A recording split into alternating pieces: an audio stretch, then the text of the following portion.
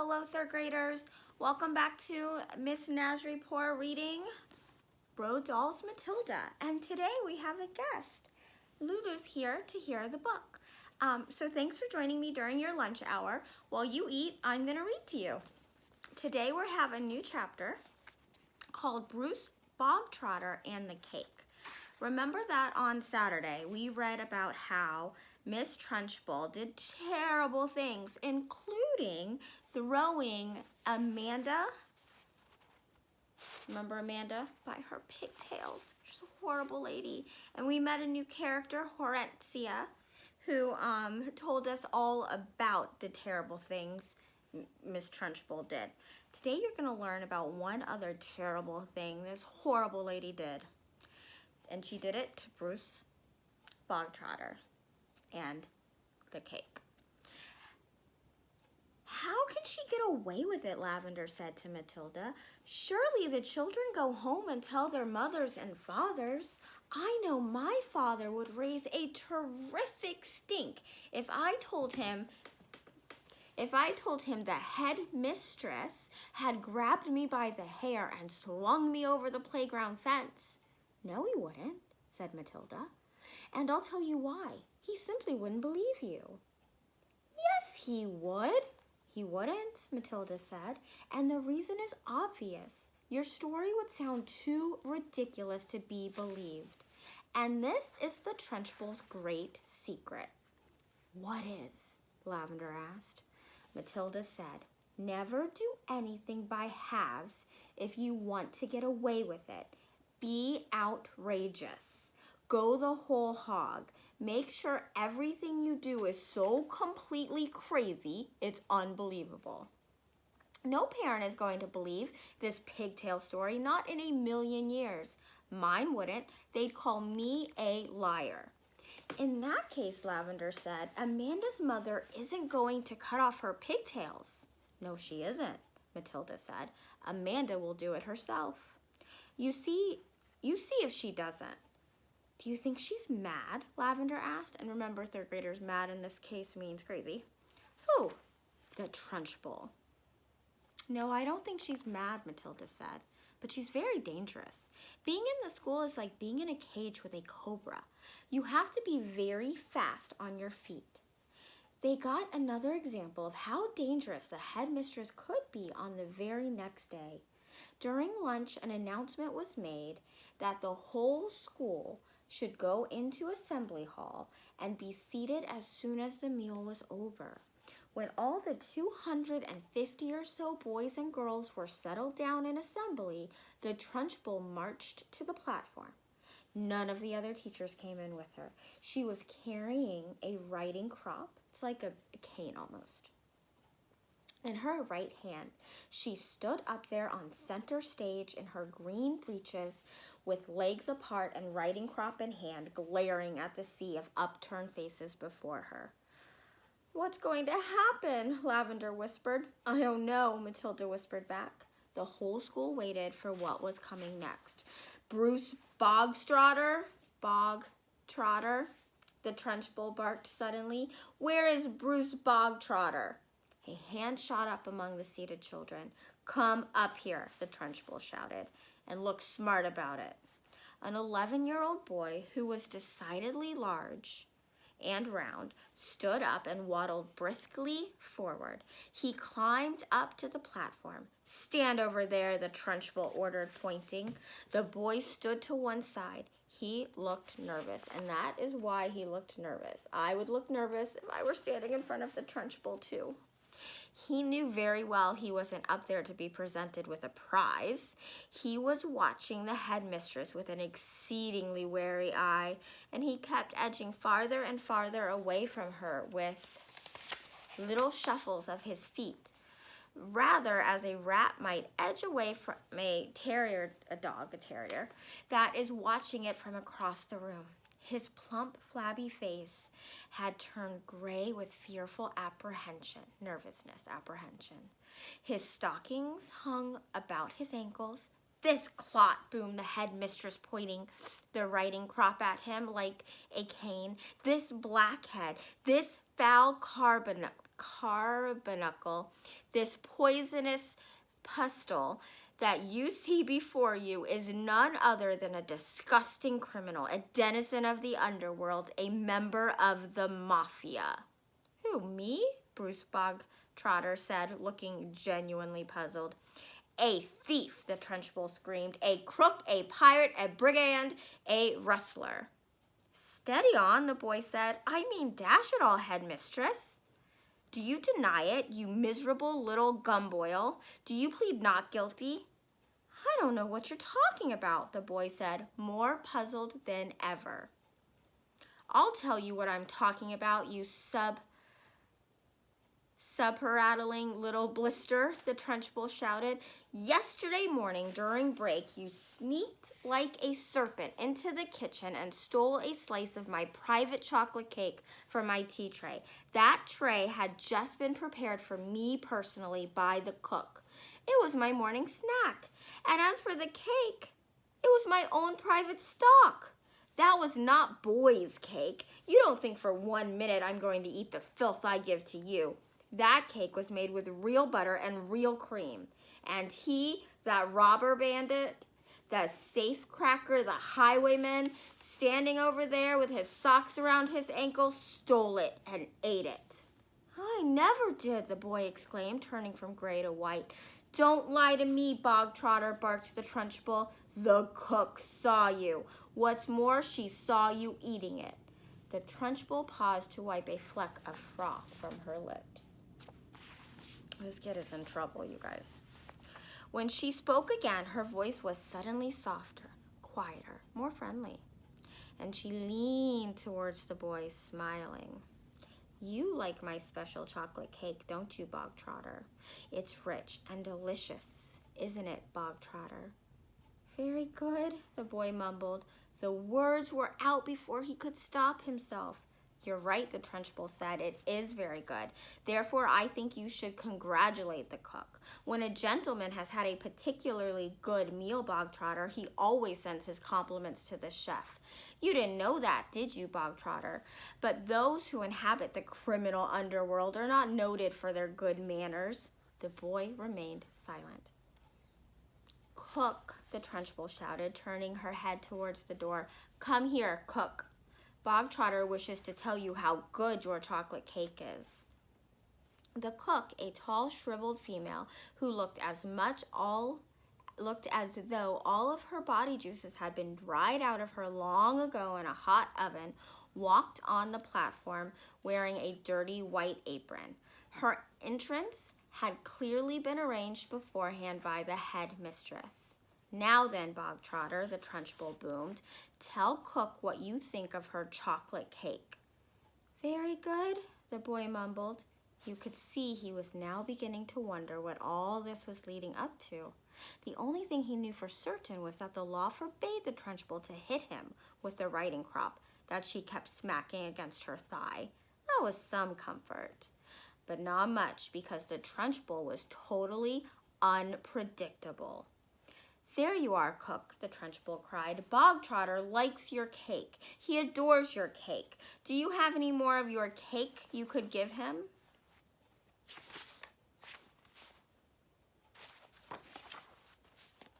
I do indeed, the cook said. She seemed to have learnt her lines by heart. Then go and get it, and bring a knife to cut it with. The cook disappeared. Almost at once, she was back again, staggering under the weight of an enormous round chocolate cake on a china platter. The cake was fully 18 inches in diameter, and it was covered with dark brown chocolate icing. Put it on the table, the Trunchbull said. There was a small table center stage with a chair behind it. The cook placed the cake carefully on the table. Sit down, Bogtrotter, the Trunchbull said. Sit there. The boy moved cautiously to the table and sat down. He stared at the gigantic cake. There you are, Bogtrotter, the Trunchbull said, and once again her voice became soft, persuasive, even gentle. It's all for you, every bit of it. As you enjoyed that slice you had yesterday so very much, I ordered cook to bake you an extra large one all for yourself. Well, thank you, the boy said, totally bemused. Thank cook, not me, the Trunchbull said. Thank you, cook, the boy said. The cook stood there like a shriveled bootlace, tight-lipped, implacable, disapproving. She looked as though her mouth was full of lemon juice. Come on then, the Trunchbull said. Why don't you cut yourself a nice thick slice and try it? What, now? The boy said, cautious. He knew there was a catch in this somewhere, but he wasn't sure where. Can't I take it home instead? He asked. That would be impolite, the Trunchbull said with a crafty grin. You must show Cookie here how grateful you are for all the trouble she's taken. The boy didn't move. Go on, get with it, the Trunchbull said. Cut a slice and taste it. We haven't got all day. Look at that. That cake is bigger than the cook.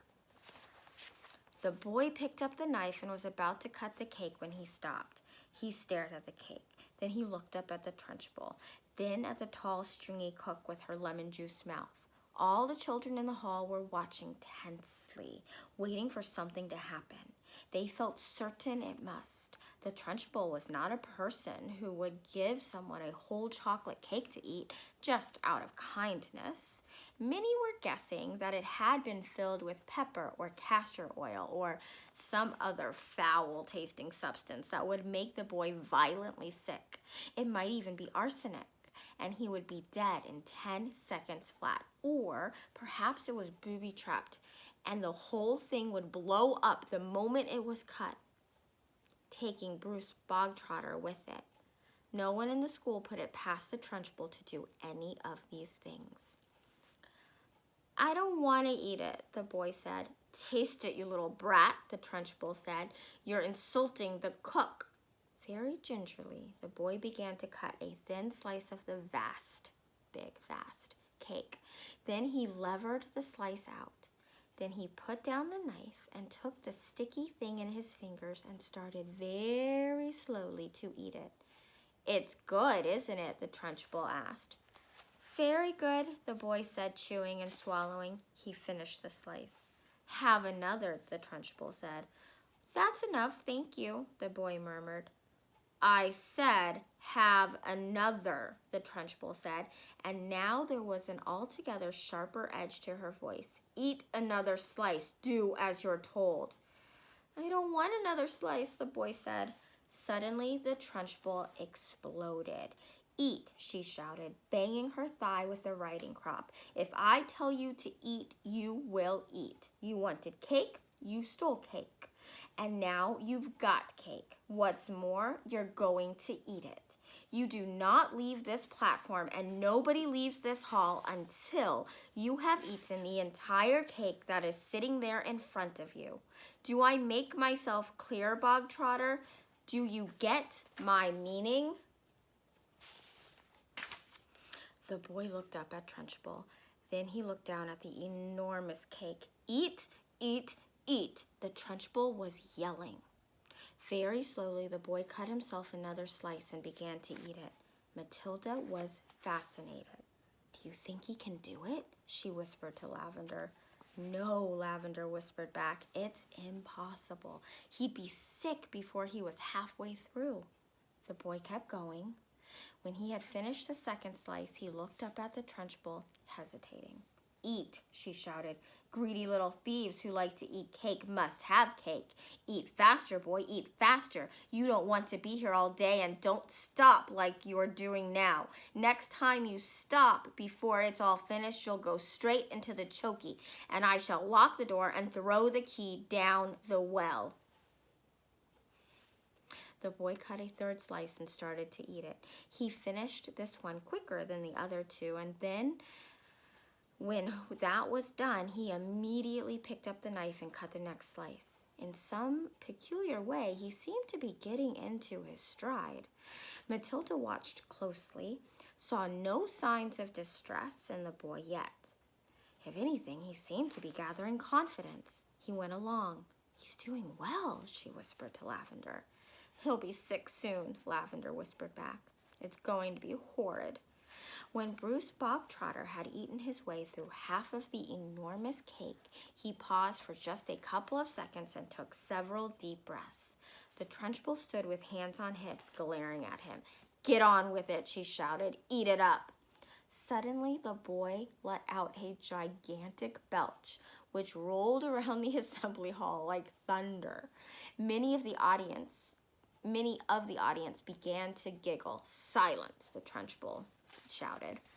The boy cut himself another thick slice and started eating it fast. There were still no signs of giving up. He certainly did not look as though he was about to stop and cry out, I can't eat anymore, I'm going to be sick." He was still in the running. And now a subtle change was coming over the 250 watching children in the audience. Earlier on, they had sensed impending disaster. They had prepared themselves for the unpleasant scene in which the wretched boy, stuffed to the gills with chocolate cake, would have to surrender and beg for mercy, and then they would have watched the triumphant Trunchbull forcing more and still more cake into the mouth of the gasping boy. Not a bit of it. Bruce Bogtrotter was 3/4 of the way through and still going strong. One sensed that he was almost beginning to enjoy himself. He had a mountain to climb, and he was jolly well going to reach the top or die in the attempt. What is more, he had now become very conscious of the audience and how they were all silently rooting for him. This was nothing less than a battle between him and mighty Trunchbull. Suddenly, someone shouted, "Come on, Brucey, you can make it." The Trunchbull wheeled round and yelled, "Silence!" The audience watched intently. They were thoroughly caught up in the contest. They were longing to start cheering, but they didn't dare. "I think he's going to make it," Matilda whispered. "I think so too," Lavender whispered back. "I wouldn't have believed anyone in the world could eat the whole of a cake that size." "The Trunchbull doesn't believe it either," Matilda whispered. "Look at her. She's turning redder and redder. She's going to kill him if he wins." The boy was slowing down now. He was no doubt about that. But he kept pushing the stuff into his mouth with the dogged perseverance of a long-distance runner who has sighted the finishing line and knows he must keep going. As the very last mouthful disappeared, a tremendous cheer rose up from the audience, and children were leaping on their chairs and yelling and clapping and shouting, "Well done, Brucey! Good for you, Brucey! You've won a gold medal, Brucey!"